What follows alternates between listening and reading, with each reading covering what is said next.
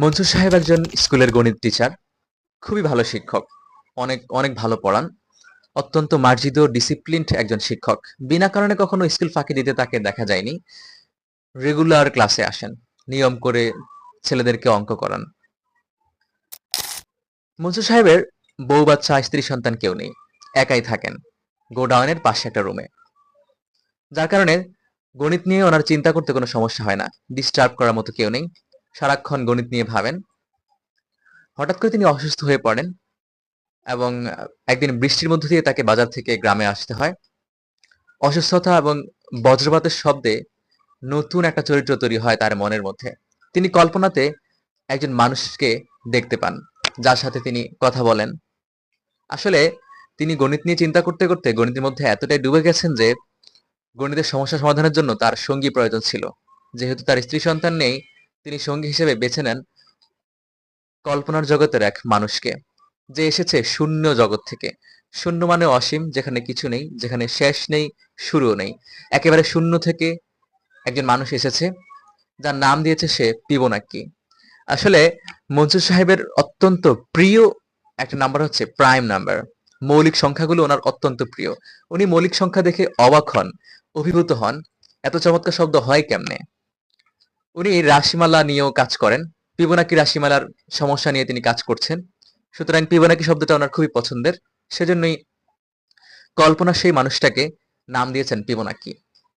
So পড়ছিলাম হুমায়ুন আহমেদের শূন্য নামক বইটি।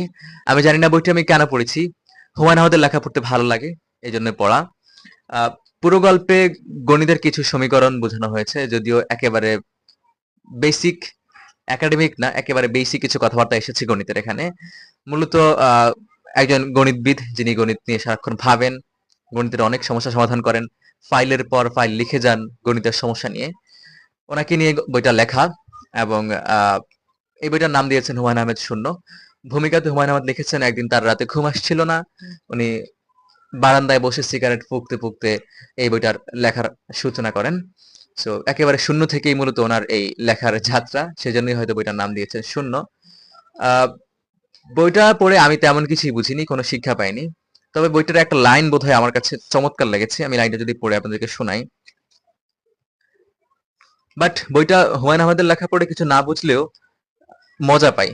আমার কাছে ভালো লাগে ওনার পড়ার প্যাটার্ন, ওনার লেখার স্টাইল ভালো লাগে। যখন আমি লাউডলি ওনার পড়া পড়ি, আই জাস্ট ফিল যে হুমায়ুন আহমেদ আমাকে নিজে পড়ে শোনাচ্ছেন। Okay fine, I got it.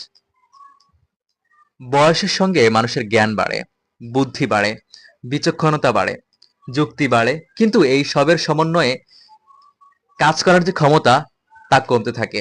পরিপূর্ণ মাত্রায় সব দেওয়ার শেষে হঠাৎ একদিন তিনি একসঙ্গে সব কেড়ে নেন। তিনি বলতে সৃষ্টিকর্তা। অর্থাৎ বয়সের সঙ্গে সঙ্গে মানুষের বুদ্ধি, জ্ঞান, বিবেক, কাজ করার ক্ষমতা, বুঝ সবকিছুই বাড়ে।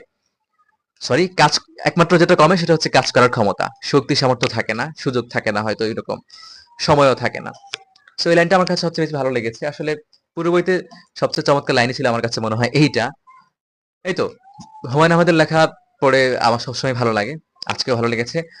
আপনারা যারা হয়তো ছোট বই, কেবলই সম্ভবত 76 পৃষ্ঠার একটা বই, চাইলে এক বসায় পড়ে শেষ করতে পারেন। মাথায় যদি জ্বর থাকে তাহলে বইটা পড়তে পারেন। আর যারা কথোপকথন স্টাইল কোনো লেখা পড়তে পছন্দ করেন, তাদের জন্য আই থিঙ্ক ভালো একটা অপশন হবে বইটি। সো বইটা পড়ে দেখতে পারেন। Bye bye. আর এটা আমার বই রিভিউর সম্ভবত 24 নম্বর 25 নম্বর বুক রিভিউ ভিডিও এটা আমার চ্যানেলের। সো আপনি যদি চান যে বই নিয়ে আরো কথাবার্তা শুনতে, বিভিন্ন ভালো ভালো বই নিয়ে, সো আমার চ্যানেল ঘুরে আসতে পারেন। Bye bye.